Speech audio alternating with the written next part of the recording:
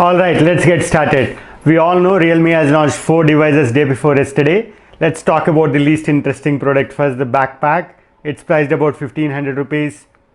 Move it out. And the second product is Realme Buds Q, their true wireless AirPods. They're priced at around 2000 rupees, much higher than their pricing in China. However, the specifications look decent. We have to see how they perform, and only then we can recommend or not recommend. And that's also not for the topic of discussion today. Our topic of discussion today is about their two new phones, Realme X3 and Realme X3 SuperZoom, and how they pit against the upcoming and most exciting OnePlus Nord, OnePlus Z, whatever you want to call it. In my opinion, it is OnePlus Nord because of whatever OnePlus has been publicizing in various social media in the last 1 or 2 weeks, right? Hey guys, this is Sudhindra and you're watching Tech Platter. If this is your first time here, please consider subscribing and ring the bell so that you get notified whenever I post an awesome tech video. Let's get started. Realme X3 and X3 SuperZoom both were extremely anticipated by Indian consumers. We saw that both the phones were powered by Snapdragon 855 Plus, and the pricing starts at what, 24,999, 25,000 for Realme X3 and 27,999, 28,000 for Realme X3 SuperZoom. In my opinion, Realme X3 is a stellar pick for what you are getting for 25,000. Snapdragon 855 Plus is amazing both in terms of CPU and GPU, and the only other processor that overtakes it in the Android category is none other than Snapdragon 865. You can still go ahead and call 855 as a flagship processor.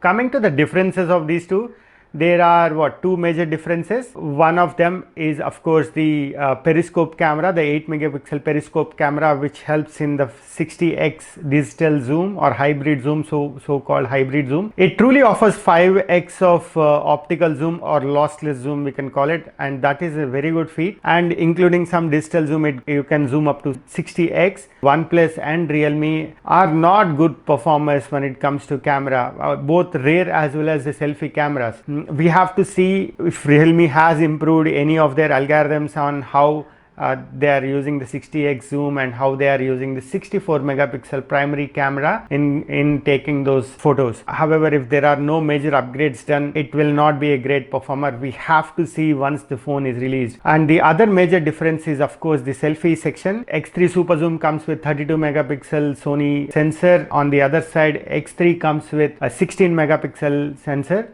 Of course, both of them are supported by 8 megapixel wide angle camera in the selfie section, which is good. Realme is habituated, or their development team is comfortable coding for the 16 megapixel camera because they have been using it in multiple devices, and they are decent, not great. We have to see how they will cope up with the 32 megapixel sensor. And if I'm correct, the same set of cameras that are there in Realme X3 SuperZoom will be going into OnePlus Nord. Otherwise, all the specifications between Realme X3 and Realme X3 SuperZoom are same. I'm listing Realme X3 and Realme X3 SuperZoom specifications here on the screen. You can go ahead, pause the video and read them. If you're following me on Twitter, you know that my prediction of Realme X3 and X3 SuperZoom was almost bang on, so I'm very happy for that.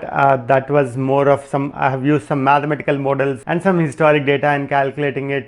If you have not following, go click on my Twitter link and start following. I have also come up with OnePlus 8 pricing using similar mathematical model. Initially, that was my first video. I'm leaving a link in the I button here as well as the description down. Go ahead and watch that. My prediction of OnePlus 8 was also bang on. In a week, I'll be predicting OnePlus Nord pricing also, so make sure you subscribe to the channel. Alright, coming to my opinion of Realme X3 and X3 SuperZoom, I feel X3 is bang for buck. You're getting Snapdragon 855 Plus processor for 25,000, and that is something that no other manufacturer has done. 855 Plus, as I said, is still a flagship processor, and the gaming performance on this is going to be top notch. Even if you consider OnePlus Nord coming into picture, right? On the other side, Realme X3 SuperZoom, a periscope camera. I know it comes with a 12 gigs of RAM. However, the 12 gig RAM at 33,000 in my opinion is outright not acceptable. Yes, it is a decent phone for that price, but you have to see what all you're losing. The first gripe for me is the display. Display is the thing that I'll be looking at throughout the day whenever I lock the phone. That's what, whether I play videos, whether I play games, whatever I do, I'll be seeing the display and doing it. And with an IPS LCD display, we have seen some reviewers already showing the brightness of the screen, and it is pretty disappointing. You have Poco X2, which is almost 7,000, 6,000 cheaper than these phones, have little brighter display and same 120 Hz. If you ask me frankly, I would have picked a 90 Hz Super AMOLED screen instead of a 120 Hz IPS LCD. And there are very few games which actually use the 120 Hz display rate. It's not like Realme wanted to provide a very smooth experience, because there is no improvement on touch sampling rate. It's still same, and unless you improve on both touch sampling rate as well as the screen refresh rate, you are not going to get that butter like smooth performance. Coming to my next gripe is the battery. I know 4200 mAh, I guess it's decent. I'm not cribbing about it, but combined with an IPS LCD and 120 Hz refresh rate on that screen, I'm not sure how long the 4200 mAh battery is going to last. That coupling with what the Realme UI, once the Realme UI started rolling out, we have seen how Realme X2 battery started dropping quite faster compared to the Oppo's color UI earlier. So we have to see whether Realme has actually optimized their skin on the top of Android or not. Now let's quickly cover the most exciting phone that is coming on July 10th, the OnePlus Nord. There are lots of leaks and rumors. I'm going to make a price prediction video pretty soon, so stay subscribed. It comes with a 6.4 inch Super AMOLED display, and most importantly a 90 Hz Super AMOLED display.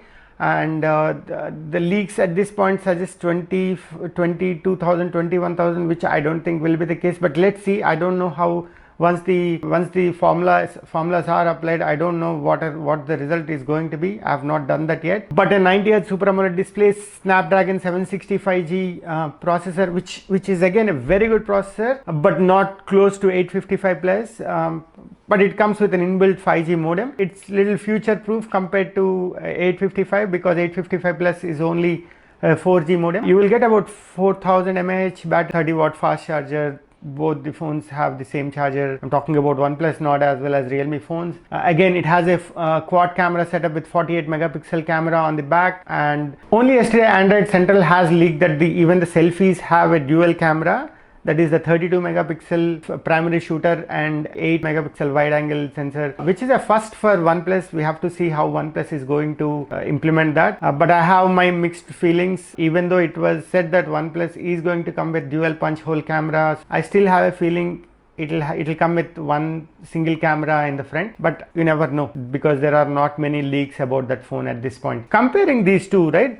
In my opinion, if you want an all-round phone, you will not lose much on the performance, but still the performance of the OnePlus Nord is going to be lesser, because we have the 855 plus processor on the Realme X3 series. If you want an all-round phone, and most importantly the skin that you get on the OnePlus Nord is Oxygen OS, which is ad free, and also the performance will not drop in 1 or 2 or 3 years of usage.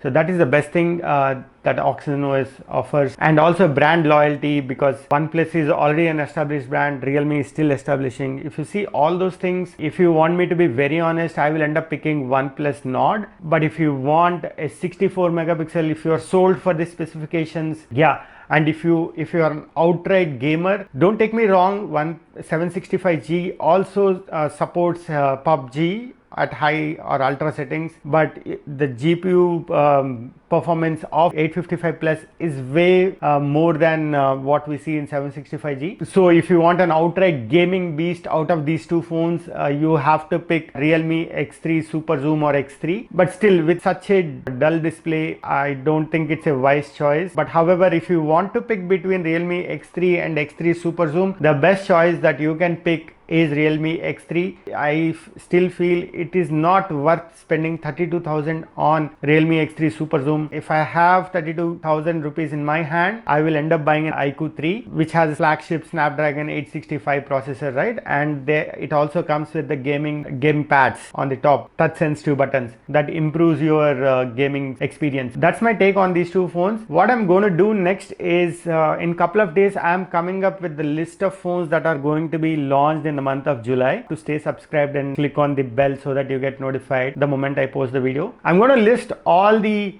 main phones that are going to get launched in July. It has both Chinese as well as non-Chinese phones that may come. So stay tuned and keep an eye on that and see if there are other alternatives to Realme X3, X3 SuperZoom, or even OnePlus Nord. But at this moment, if I want a mid-range phone, my bet is on OnePlus Nord. If I want a flagship phone, my bet is on Asus ROG 3. But you know, there are rumors that Samsung S20 Youth Edition is also coming. If once that comes, you will end up seeing Samsung S10 Lite and Note 10 Lite at a much lower price, and those will be amazing picks too. Let's wait and see how it's going to see. This is a quick video. I just wanted to give a quick opinion on Realme X3 phones because it's going to sale on 30th and most of you might be saving your money to buy. I say you should wait for a couple of weeks and see how the month is turning out to be and then make a right choice. That's it. This is your friend Sudhindra signing off.